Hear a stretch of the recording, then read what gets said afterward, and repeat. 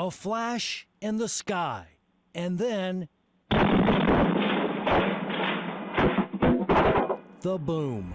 There it is.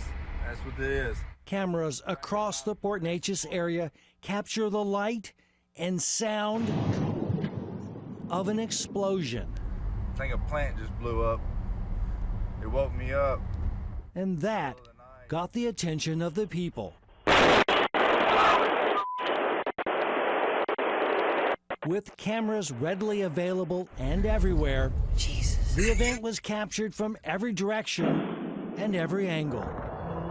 From outside, well, no, because it broke the whole door frame. To inside. So we're going to have to figure out a way to get the door frame back up. A shocking blast that scared man and beast. Polyethylene.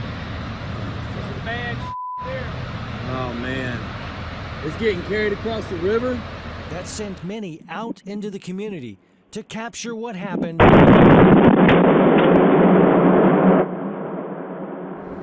It's that plant. It's on fire. And yeah, it was bad. To spread the news. It was loud from my house, and I'm like 10 blocks down.